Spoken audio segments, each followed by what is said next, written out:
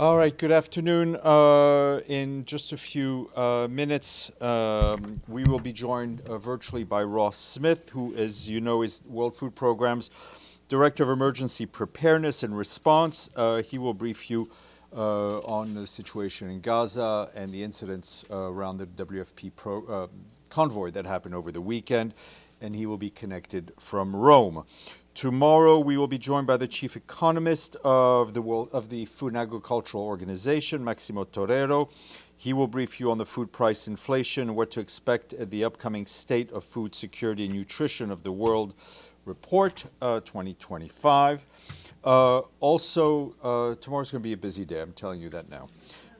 Tomorrow at 9 a.m. Here at UN headquarters, the Secretary General will deliver a special address entitled Moment of Opportunity, Supercharging the Clean Energy Age. This is a follow-up to his Moment of Truth speech last year on climate. In his address, Mr. Guterres will highlight that the clean energy future is no longer a promise, it is a fact, and no government, no industry, and no special interests can stop it. Although unstoppable, the energy transition is not yet fast enough or fair enough, and he is expected to tell you. He will also share new data from a specialized technical report prepared by his climate action team with the support of various UN agencies, funds, and programs, as well as leading international institutions. The report, which will be released tomorrow, shows the latest available science and evidence on the progress and opportunities and benefits of the emerging clean energy economy. If you can't join in person, I think you've all received RSVPs on how to connect, and the speech will be broadcast live on UN Web TV. Then at 10 o'clock tomorrow, the Secretary General will deliver remarks at the Security Council's open debate on the maintenance of international peace and security, promoting international peace and security through multilateralism and peaceful settlement of disputes. He's expected to note that around the world we can see the utter disregard for, if not the outright violation of international law, including international human rights law, international refugee law, international humanitarian law, and the UN Charter itself, and all of this without any accountability. The Secretary General is expected to highlight that diplomacy may not have always succeeded in preventing conflicts, violence, and instability, but it still holds the power to stop them. I also expect him to speak to the situation in Gaza in his remarks tomorrow. This morning in the General Assembly Hall, the Secretary General spoke to the high-level political forum.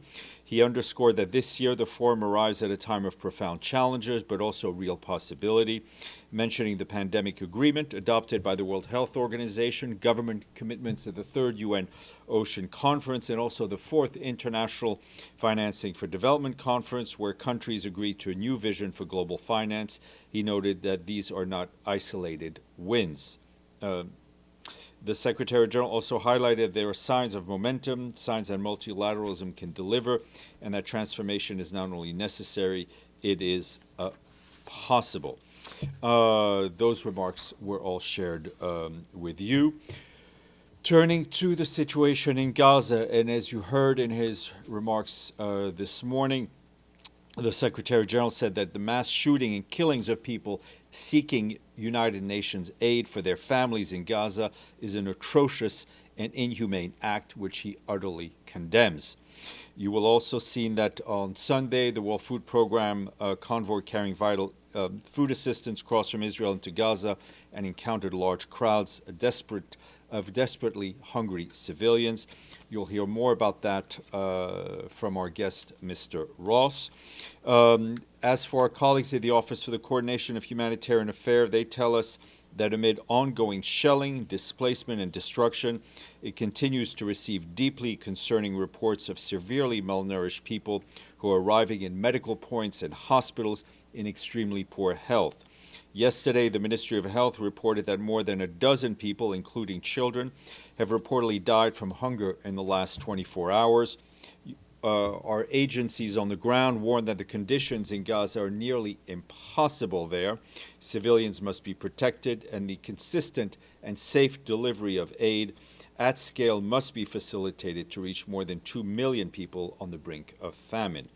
And as you are well aware, over the weekend, Israeli military issued another displacement order in Deir el-Balah, spanning 4 neighborhoods. Our humanitarian affairs colleagues warned that the mass displacement order has dealt yet another devastating blow to the already fragile lifeline keeping people alive across the Gaza Strip. This directive cuts through the Deir el-Balah all the way to the Mediterranean Sea, further fragmenting the Strip and pushing people into overcrowded, unsafe areas with no shelter and no access to the most essential supplies needed to survive. Initial estimates indicate that between 50,000 and 80,000 people were in the area at the time the order was issued, including 30,000 families sheltering in 57 various displacement sites. Several primary health clinics and medical points within the newly designated areas is the southern Gaza desalination plant and other vital water infrastructure. The plant is a main source of drinking water for internally displaced people in Al-Mawasi, and it serves hundreds of thousands of people, producing about 2,500 cubic meters of water per day. The loss of this facility would be catastrophic for the people who depend on it for access to fresh water. As of early July, 80% of water, sanitation, and hygiene facilities fall within the Israeli militarized zone or in areas that have been placed under displacement orders. In June, it was estimated that 93% of households have no access to direct water. UN staff are remaining in Deir el-Balah. They are spread across a dozen premises. Their coordinates, their location, have been shared with all relevant parties to this conflict. These locations, as with all civilian sites, must be protected, regardless of the issuance of the displacement orders. Meanwhile, our humanitarian partners have relocated to the northern part of Deir el-Balah or Al-Mawasi. OCHA reminds us that 87.7% of the Gaza is now under displacement orders or within displacement zones, squeezing about 2.1 million people into a fragmented area of the Strip where hardly any services are available. UN agencies also tell us that 1.35 million people in Gaza need shelter and household items. Harsh weather, humidity, overcrowding, and frequent disassembly and reassembly of tents and tarpaulins lead to a shorter lifespan of shelter items, further exacerbating the dire situation. No shelter supplies have been allowed to enter Gaza for more than 4 months. That's 140 days. Meanwhile, the fuel crisis continues. The limited quantity that have been allowed to enter Gaza in recent days are hardly sufficient. UN agencies and our partners are prioritizing this fuel for the most critical operations. And just to update you on the efforts of our new humanitarian coordinator, for the occupied Palestinian territory, Ramiz Al-Akbarov, who arrived recently. He met with the Prime Minister of the State of Palestine, Dr. Mohammed Mustafa, in Ramallah.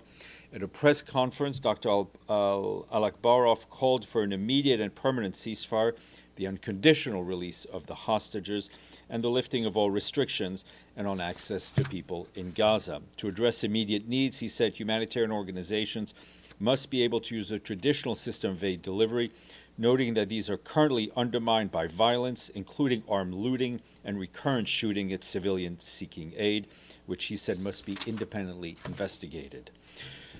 Turning to Yemen, we have seen the recent escalation between the Houthis and Israel, and I can tell you that the Secretary General is deeply concerned about the renewed airstrikes on Hudaydah port conducted by Israel today. These strikes occurred while the UN mission to support the Hudaydah agreement was patrolling locations in the northern part of the port. The Secretary General is also deeply concerned about the continuing missile and drone strikes conducted by the Houthis against Israel. He urges all involved to cease all attacks immediately.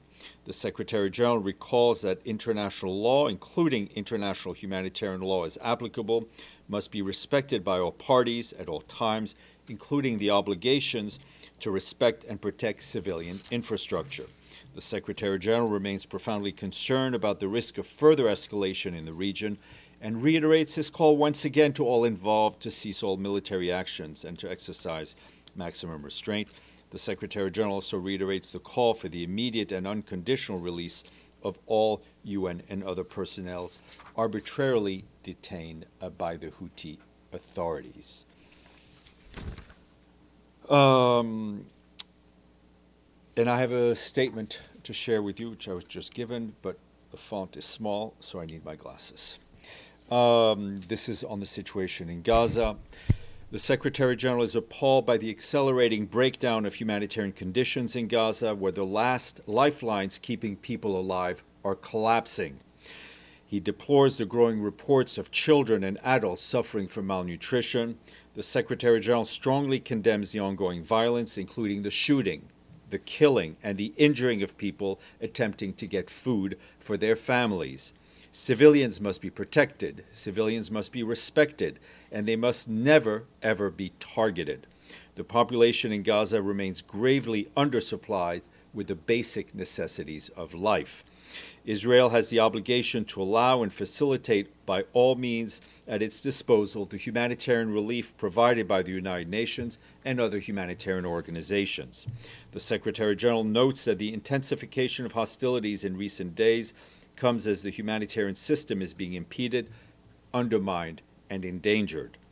A new evacuation order in parts of Deir el-Balah, homes for tens of thousands, pushes people into more desperate conditions and further displacement and restricts our ability to deliver life-saving aid. As I mentioned, UN staff is remaining in Deir el-Balah, and 2 UN guest houses have been impacted, despite the parties having been informed of the location of UN premises, which, as you well know, are inviolable. These locations, as with all civilian sites, must be protected regardless of evacuation orders.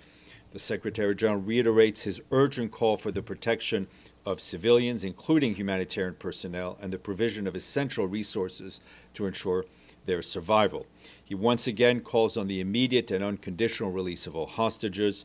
We stand ready to significantly scale up our humanitarian operations. The time for a ceasefire is now. Moving to southern Lebanon, where our blue helmets at UNIFIL tell us that Israeli Defense Forces' military activities in their area of operations. Yesterday, peacekeepers observed heavy machine gun fire from an IDF position across the blue line in Sector East. Our peacekeepers were forced to take shelter, and thankfully no injuries were reported. Over the past few days, peacekeepers also faced incidents of aggressive behaviors by local individuals in Sector West. Once again, it is important to reiterate that the peacekeepers' ability to move freely and safely is a key requirement for mandate implementation. The parties must ensure the safety and security of our peacekeepers. On Friday, UNIFIL members found 2 unauthorized weapon caches in Sector West, including tunnels containing rockets, mortar rounds, and anti-tank missiles, as well as launchers. All of them were referred to the Lebanese Armed Forces for disposal. UNIFIL peacekeepers continue clearing roads debris and rubble from roads due to recent conflict in coordination with the Lebanese army. Peacekeepers also recently cleared several roadways, allowing civilians, Lebanese soldiers, and the peacekeepers themselves to move around more easily, including in Nakura and in other towns. UNIFIL soldiers have conducted over 280 such operations in South Lebanon since the cessation of hostilities understanding of last November. And on Friday, Lebanese Navy joined a UNIFIL maritime task force ship in patrolling the territorial waters of Lebanon. This kind of joint activity supports the Lebanese Navy in conducting standard maritime operations. Moving next door to Syria, our humanitarian colleagues tell us that more than 93,000 human beings have been displaced due to the escalation of hostilities we saw in Sweda Governorate as of yesterday. That displacement took place both within Sweda and towards neighboring Dara Governorate and rural Damascus. In Sweda, most displaced people are being hosted by local communities and at least 15 reception centers. Some 30 collective shelters have also been opened in Dara. According to reports, a number of hospitals and health centers in Sweda are out of service. Water infrastructure has been critically damaged, disrupting services for over a week. Significant cuts to electricity have also been reported, as well as disruptions to food and other supplies. Our colleagues in the Office of the Coordination of Humanitarian Affairs and working with our humanitarian partners and the interim authorities are working to facilitate a direct visit to Sweden to assess the needs and deliver further assistance when security conditions allow it. Meanwhile, we're engaging with all relevant parties at all levels to facilitate humanitarian access and ensure the protection of people caught up in violence. On Sunday, a first aid convoy deployed by the Syrian Arab Red Crescent reached Sweda city and the district of Salkhad in Sweda itself, where the majority of displaced people sought safety.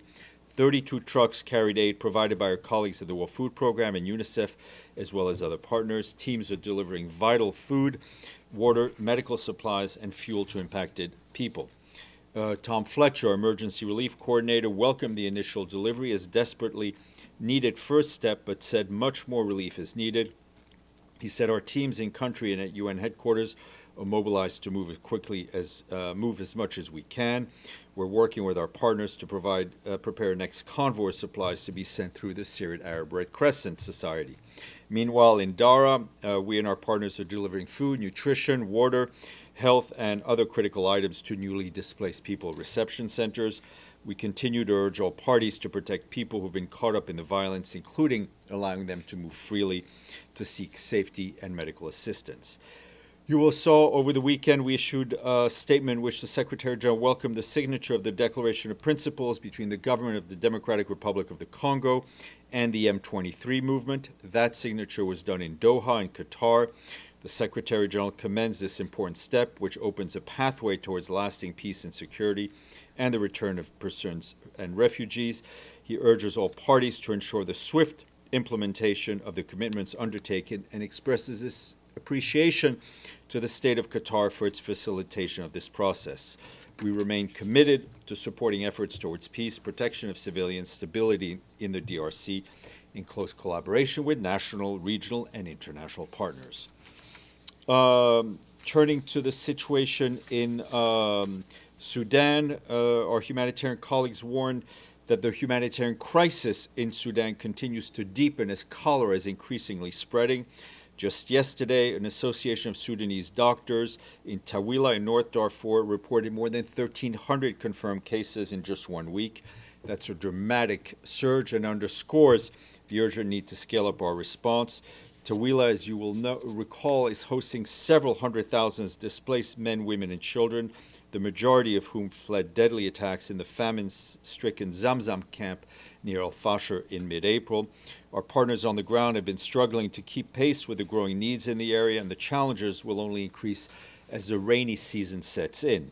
Local and international partners have set up cholera treatment centers, but the current capacity is far from sufficient to cope with the rising caseload. Additional resources are needed immediately. This includes more treatment centers, mobile health facilities, ambulances, and waste management tools. Meanwhile, in eastern Sudan, in Kassala state especially, OCHA says that earlier this month more than 1,400 people were displaced because of flooding that followed heavy rains. More than 280 homes were destroyed. A needs assessment mission by OCHA and our partners found that people returned to their villages are forced to rely on open water pools, contaminated waste, and other pollutants, as no other source of water is available. This obviously increases the risk of waterborne diseases. In White Nile State, many residents are returning to their homes. In Umrimta locality, an assessment by OCHA and our partners last week found that health, water, sanitation, hygiene support is urgently needed. We and our partners are working to mobilize supplies before the rain cuts off access. And returns to Khartoum and Blue Nile State are also increasing, with authorities beginning to restore basic services. At Sudan's northern borders, returns from Egypt have surged. IOM tells us that nearly 200,000 people have crossed back into Sudan so far this year.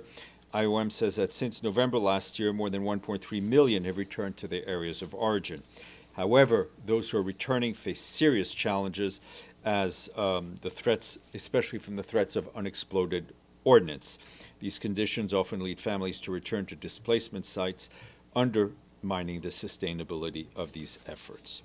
And last but not least, turning to Europe and Ukraine, Our humanitarian colleagues tell us that over the weekend and into today, attacks killed nearly at least 20 civilians and injured more than 100 others, including several children. That's according to authorities. As you know, we condemn any killing of civilians. These strikes impacted the capital, Kyiv, as well as western and frontline regions, damaging homes, schools, and health facilities.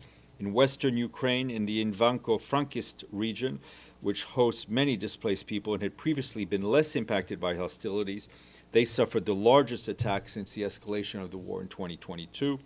And in eastern and southern Ukraine, hostilities in areas near the front lines of Donetsk, Dnipro, and Kherson regions also caused civilian casualties and further damage to schools, health facilities, and apartment buildings.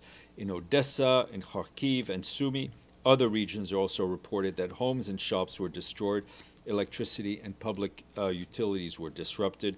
Humanitarian organizations with support from our agencies provided shelter materials, non-food items, and other support and assistance for children in Odessa, Pavlograd, Kyiv, and Ivano-Frankivsk.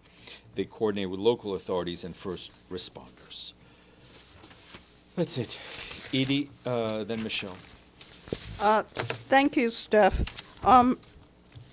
When you said that the Secretary General was concerned or what about 2 guest houses in Deir el-Bala being impacted? Yeah.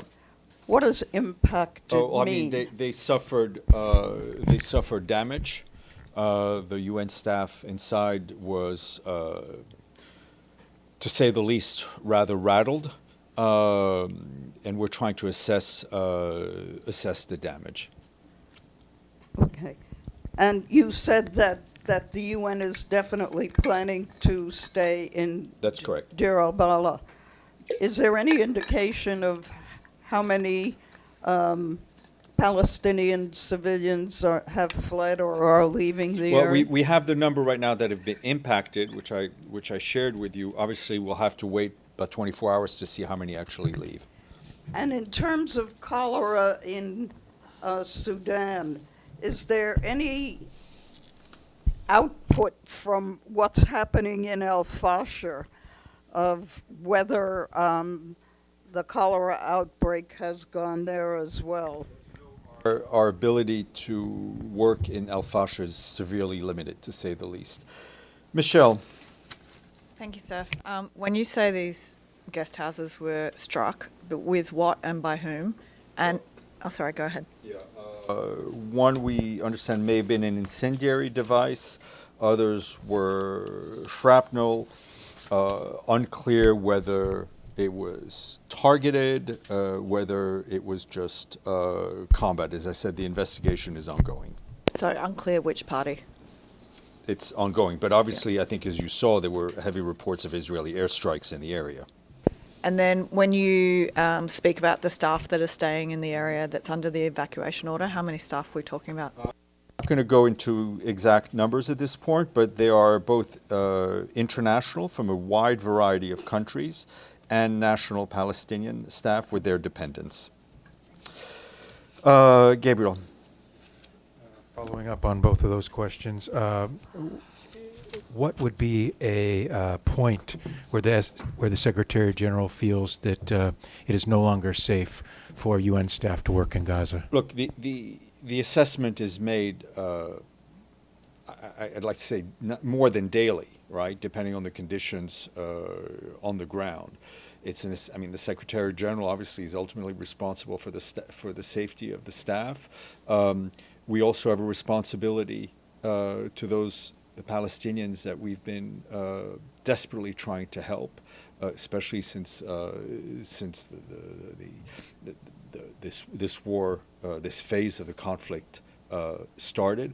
I can tell you that our colleagues on the ground are more than dedicated. I mean, I think dedicated doesn't really carry the sentiment that they show every day in staying in the front lines, staying in safe houses that are being attacked, trying to deliver aid, as one of our colleagues mentioned, sitting in, I think Carl Scow mentioned, sitting sometimes in cars for 16 to 18 hours waiting for a green light.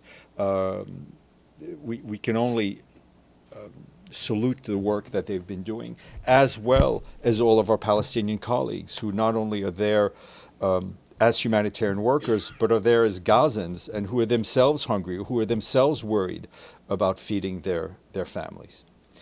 Deji, then Pam. Also, a follow-up first on the UN facilities in Deir Bala. As I understand, if I understand correctly, the UN staff is going to stay in Deir Bala no matter there's evacuation order or not. Am I understanding correct? We are currently staying. And as we've been saying from the beginning, when it comes to the protection of civilians, the protection of humanitarian workers, Israel has a responsibility to protect them, whether they stay or whether they go. So, which means in Deir Bala, those UN staffers will, or let me put it this way, will be against the evacuation order to stay? Yes. Okay, so if there's evacuation order, why they have to stay there? I mean, technically speaking, all the population will leave. So what's Well, I mean, first of all, Gaza is not a very large place. Deir al-Bala is our hub, is our humanitarian hub, right? From there, staff is dispatched to different parts of Gaza. That's where equipment is. This is where our headquarters are. We will, of course, follow and try to deliver humanitarian aid where the people are, and we've continued to do that. And another thing is today more than 20 countries put a joint statement to demand ending of the war in Gaza. Any response from the Secretary General? I don't think the statement was addressed to the Secretary General. The Secretary General has been demanding an end to this conflict for quite some time, as you hear me say every day. He's been demanding a ceasefire. He's been demanding the release of the hostages. He's been demanding the delivery of humanitarian aid at a scale that meets the needs. Pamela Falk. Thank you, Steph.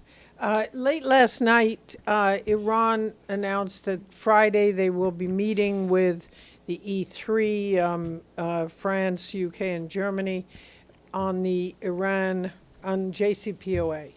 And the Iranian argument is that there is no legal justification for imposition of the snapback provisions given some of the non-participation in JCPOA.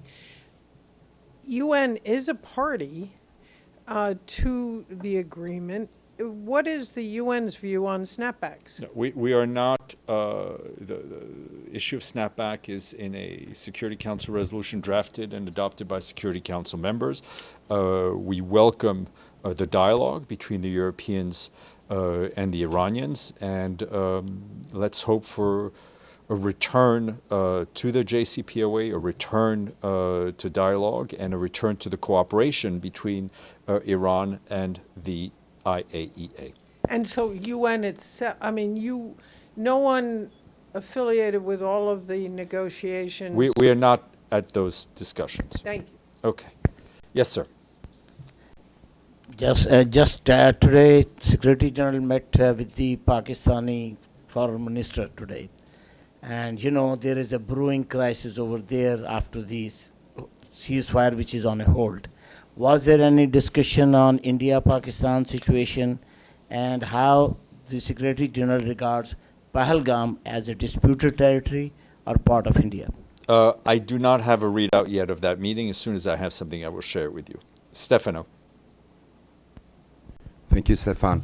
The United States is the only country that has a leverage on Israeli government at the moment. So does the Secretary General think that the fact that the United States doesn't have at the UN at the moment an ambassador yet, all these months is not been able to really establish a policy with the United States that could help use this leverage in convincing I'm not, Israel Stefan, to I'm not to sure do I something. understand the question addressed to me. What I'm just trying to say is that I suspect that the Secretary General, when has to now deal with Israel, that is in the lowest point of the relationship, I believe, between Israel and the United Nations, the only way is going through the United States. Is it correct to say something like that? I will leave all that analysis to you. We continue to have very regular contacts with the Israeli authorities in Jerusalem and in Tel Aviv. We continue to push those countries that have influence on the parties to use that influence to bring an end to the conflict in Gaza. So when was the last time the Secretary General had a contact with the U.S. government? Who was the highest? With who? With the U.S. We're talking about U.S. Israel. government, about Gaza, about the situation. We in Gaza. continue to be in touch with the U.S. authorities. Okay, I don't. Any questions online? I don't.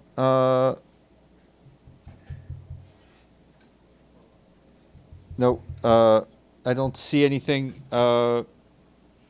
Okay, let's go to our guest.